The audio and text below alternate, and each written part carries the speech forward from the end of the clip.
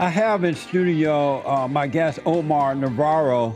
He was scheduled for 8:30 today, but he was a little early, so I didn't want to see him sit out there in the lobby for too long. But Omar is a candidate for Congress in the 43rd District of California. His plan is to unseat the Wicked Witch of the West, Maxine Waters. And Maxine Waters over South Central LA and all that. So finally, somebody's going to unseat her, and that will be Omar Navarro. Omar, welcome in. Thank you for having me. Show. Maxine, what's her area? Is it Compton or? So the district demographics have changed back in 2012 because of redistricting. So Compton's no longer in the district. Oh, okay. So you have still all of Inglewood is in the district. You have Hawthorne, Gardena, Lawndale. Half of Torrance is actually split. So that's where I live. I live on the half of Torrance where the district lies. But I was born in Inglewood. I was raised a portion of my life in Hawthorne. I went to York Elementary, went to Prairie Vista Middle School. Amazing. Went to high school in Torrance. So you know the district very well. Yeah, I do. And so you have decided to unseat Maxine Waters, a far-left liberal congresswoman who is calling for the impeachment of Donald Trump and all that crap. What made you decide to do this? Well, years ago, I was 20 years old, and I got into politics at a very young age. But I got involved when I was younger because my grandparents were from Cuba, and they always instilled me with values of getting involved in the public process and making a difference. But I said to myself later on, if I really want to make a difference, I have to really hold people accountable. The only way to do that is to run for something. But what's happening right now, you have a lot of millennials they're so broken in this country. There's a division of two sides. And when I went to Berkeley and I saw a lot of young kids attack each other and not one side not respecting free speech. Yeah. And for me, that's saddening to see that divide in the country because we have to respect, the office of the President of the United States. We can no longer just disrespect it. These Congress members didn't show up to Trump's inauguration, and that was not okay. They should have shown up out of a sign of respect for is a peaceful transition of power, and they didn't respect that. And so are you running as a Democrat or Republican? I'm running as a Republican. Oh, okay. That district is pretty much it's changed a lot now in that Maxine Waters district, and that is mostly Hispanics now, even though there are a lot of blacks still over there. But it's mostly Hispanics, right? Yeah, the demographics of the district, what I saw and everything in numbers that we did, 54% of the district is Hispanic and Latinos. But that's a big thing because it changed a lot back in 2012. Yeah. I mean, everything's changed. A lot of people don't understand the demographics of the district. Right. And that's one of the things that I'm here for because I'm here to educate people on what happened. But, this is what's going on. People are electing these politicians over and over and over and over again. And my question to them is, where have they gotten you? Do you have a better life because of that? That's right. Is your park better? Are there less gangbangers in parks? Do you feel safe in your own home, in your own community? When you ask these questions to people relate to you because I can relate to them because I was born in Inglewood where there was a lot of crime. And I was raised a portion of my life in Hawthorne where there was a drug dealer across the street. So I understood a big deal of a big relationship with family. My parents were divorced, and I'm a normal person because, in a sense, I've lived a pretty normal life my whole life. But politicians are so out of touch with reality and life that they don't understand what they're doing in office. Maxine Waters said in a speech that the Republicans want to take away the projects from the black people, that they want to tear them down. And she named all the projects in that area. And she said, not only am I not going to allow them to tear the projects down, I'm going to build more for you.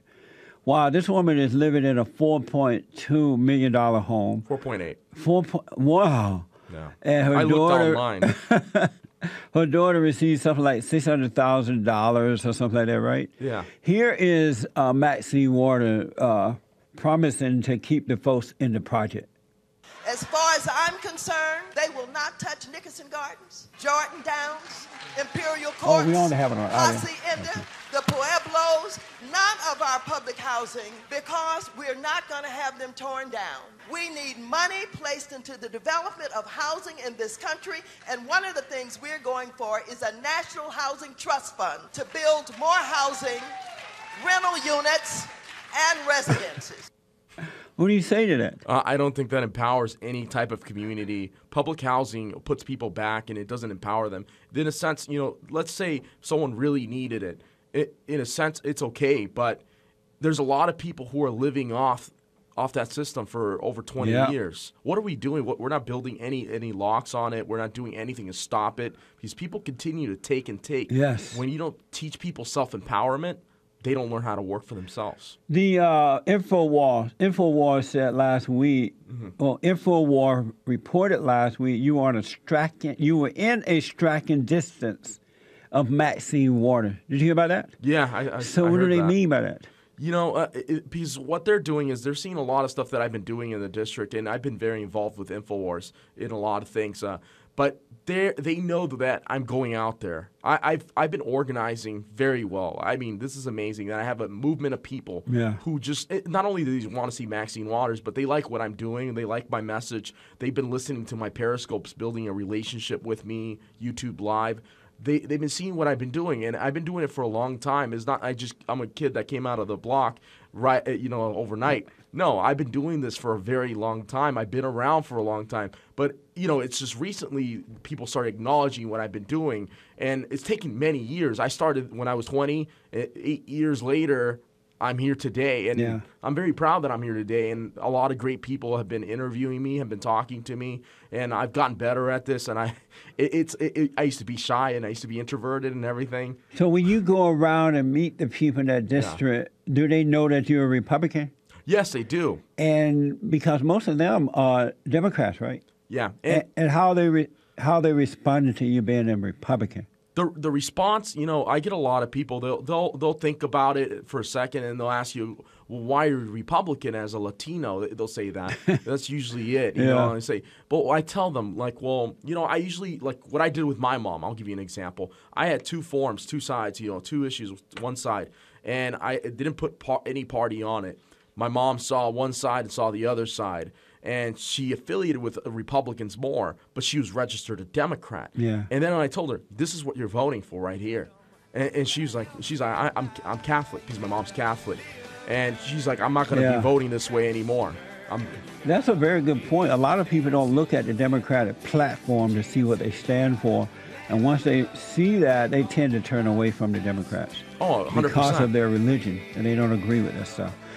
Back in a moment, folks.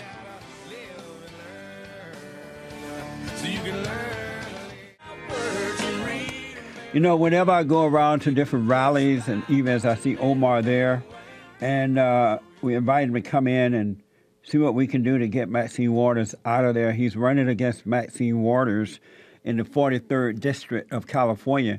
And Maxine is a far-left radical liberal who she's going to be 80 by the time the elections. Yeah, by next November. Older than dirt, and hasn't done anything good for that district, 43rd District of California. What else we need to know about you? What can the people do to help you? And blah, blah, blah.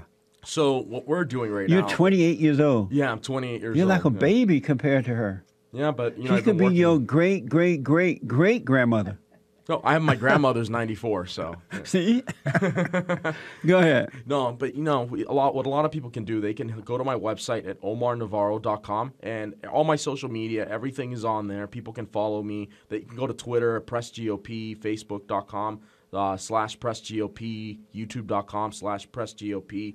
What we're doing right now, we're so engaged. We're meeting every week. We're meeting every Wednesday at Hofsut in Torrance at noon, and anybody's invited to come. You say every what? Every week? Every week. We're meeting. Every week we're organizing. We're talking about what areas we're going to target. We're going into areas that no one has ever touched. I think for me, the greatest challenge is to go. You always go in the areas you're not comfortable in, and that's where you win. Yeah. That people are tired. People are tired, and they're waking up, and they're realizing things. So the last name is Navarro, OmarNavarro.com. Yes. What is different as a Republican How are you different from the Rhino Republicans? Oh, well, one thing I'm different is, a lot of rhinos, they compromise on a lot of their values. And they say one thing and then they'll do another. They'll side with the Democrats 90% of the time. They just say they're Republicans. Yeah.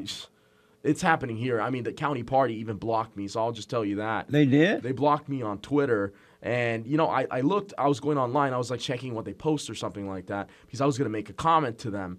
When are you guys going to wake up? When are you guys going to realize things? But I checked and I was like, what? I'm blocked. Wow. I'm blocked. They blocked me. That's the rhinos in California? Yes.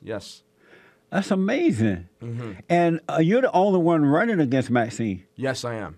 And so why would they block that? They should be happy to get rid of her. They should be happy to get rid of her. But the thing is, last time I ran, the guy that they endorsed Maxine Waters. Not only that, there's another state assembly candidate who turned around and denounced Trump during the election. Really? Yeah. So I mean, these are the type of people that they're backing. They're not backing people who are going to back the president. They're backing people who back Maxine Waters, who are anti-Trump, who don't want to get the job done. This is what's wrong in the state of California. Yeah. We have to make sure that we're holding them accountable. I'm no rhino here. So you're really going to need the support of the people because if they're blocking you, they're not going to help you financially either. Financially, what money? The county party has no money. That's to be honest with you. Many people have told me, many Republicans who are elected in public office in the state of California on a local level, they always tell me, look at me, I've gotten everywhere where I'm at without the county party. They never do anything for anybody. So that's kind of sad. It is. I'm glad that you're running. What is that we're looking at, James? That's his Facebook right there. Oh, your Facebook If you want to page. find him. Okay, what's your Facebook again? Facebook.com/PressGOP, PRSSGOP. And what do you need the people to do? Yeah, people can go on there, subscribe, look at my content, look at my videos, look at who I am as a person. I don't want anybody to just support me just because I'm challenging Maxine Waters. Right. I honestly want people to see who I am as a person, what I've been doing, my movement of people. I want people to know who I am because I am making a big difference in the 43rd Congressional District. I'm the only legitimate candidate in over 35 years to run against Maxine Waters. What does that got to say? And I'm only 28 years of age. I have a fire in me. I'm going out. I'm taking action. I'm not taking anything from anybody. I'm taking individual donors only, no PACs. I'm staying away from that because I'm beholden to the interest of the people and only the people. And so they vote in June of next year, is that right? Mm-hmm. Next year. June 5th. Of next year. June 5th of next year. And, and if It'll I make come top fast. 2, I go to November. Really? Yeah. Wow. Well, I wish you well, man. Thank you. I know that I see you everywhere, and you seem real serious about it. And I am ready for Maxine Waters to go home and live in her $4.8 million home and be quiet. Yeah, and if you saw what I did last time when I did my announcement in front of her house outside the district in Hancock Park, because she lives outside the district, I had a mariachi band in front of her house. It was kind of like, it was to troll her in a sense, but it got a lot of publicity. A lot of people picked it up. It was a great time. We had such a great time, but some of the media outlets turned it around to make it look like it was a protest. Of when course, it wasn't. yeah. Well, you have a good chance. I think most people in that district are fed up with Maxine. I know the country is sick of her, and if we work hard and go out there and meet the people, I think it should be done. Yeah, it definitely can. It's time for. I hope it's done. We got to have you back as time go forward to help promote this. Yeah, thank you for having me on. I'm happy I met you. Yeah. I've seen your content online. I've seen what you stand for, and I love what you stand for. Thank you, man. And Thank you. I'm very proud to be here today. Very honored. Very honored. Well, I wish you well with you. Maxine and her James Brown wig. No comment. You heard about that, huh? Yeah, I heard about that one. Yeah, they took it out of proportion. So you're getting around. Yeah, I'm getting around. Yeah. I'm doing a lot of stuff right now. So there's a lot of stuff we're doing. You know what I've been doing? I've been going on Periscope, and I'm going to add the videos on YouTube. And I've been showing people different parts of the district. Oh, good. Different parts. Excellent idea. The reality of the 43rd Congressional District. You can hashtag that, reality of the 43rd, because there's a lot of stuff that's not being taken care of. No, Businesses, it's a mess, trash, man. Yeah. Gangbangers. This is disgusting. Yep. No, it's a mess. I look forward to the town hall meetings that you'll be holding, and hopefully you'll get a chance to debate her, Maxine. I would love to see that. Yeah, me too. Yeah. Thank you, Omar. Thank you. I wish you well, man. God bless. All right, you too. All right, quick break. I'll come back and take your calls, folks. Back in a moment.